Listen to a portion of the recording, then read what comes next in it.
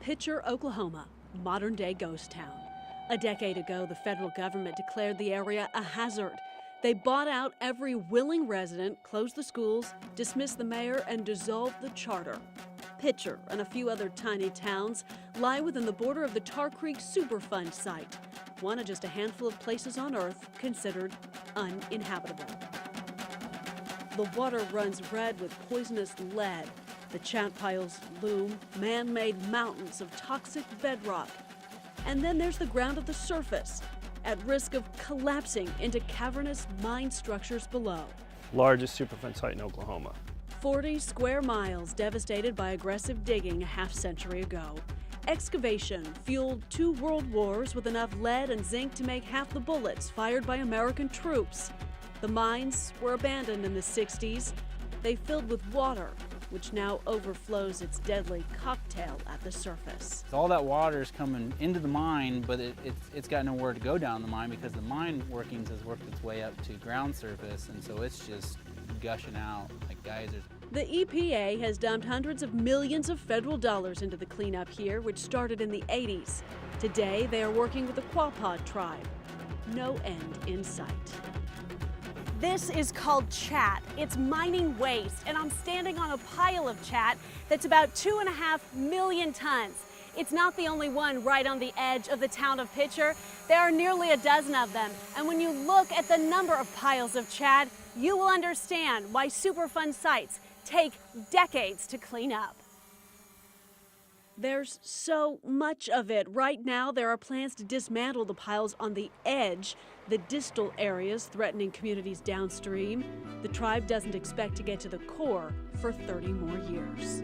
Just at the current burn rate that we have, kind of what we're getting in grants money-wise and tonnage, how quickly we go through that money, I mean, they're still thinking 30 plus years. The problem with the piles is they are poisonous to the development of young children. The primary concern with this material is the lead that's in it.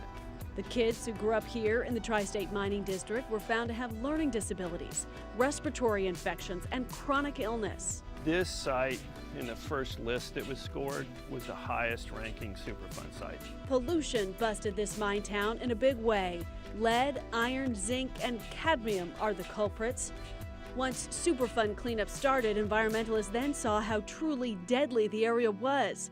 In the early 2000s, large areas of Pitcher started caving in. And so we've had numerous collapses around some of those areas, especially around the old mine shafts. You keep people out. Basically, the ground sinks. Maybe all at once, maybe slowly. Hopefully slowly. Tar Creek is the biggest Superfund site in Oklahoma by far, but it's not the only one.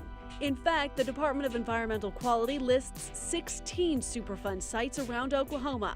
There's several up by Tulsa, one in Bartlesville, abandoned refineries in Payne County, Caddo County, and Carter County, a landfill in McLean, and 7 more Superfund sites in and around downtown Oklahoma City. Possibly the most surprising? Tinker Air Force Base.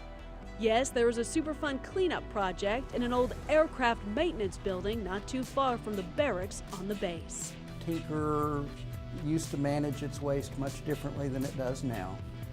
And as a result, there is groundwater contamination that the base is continuing to work on. The good news is most of our Superfund sites are cleaned up. In fact, 7 sites have already been deleted from the national priorities list.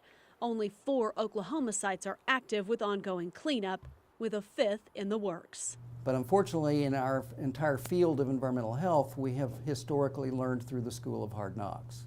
We create a problem for ourselves, and then we have to figure out how to manage it. Superfund is everywhere, even in Oklahoma. Some environmental groups are concerned cleanup efforts will stall as the possibility of federal EPA funding cuts loom. So far, EPA Administrator Scott Pruitt has been supportive of the program, even after the White House recommended drastic cuts. We have some pretty serious concerns that these sites are actually going to get the attention they need. Pollution by ignorance or by malice is dangerous to human health. When the responsible party is no longer around, Superfund is our last-ditch effort. Public Works to fix what no one else would. And it very vividly demonstrated that it's far cheaper to do it right the first time than to clean up historical mess. Several Oklahoma Superfund sites found their way to the priority list after citizens complained. If you suspect pollution in your area, call DEQ. Allie Meyer, Oklahoma's News 4.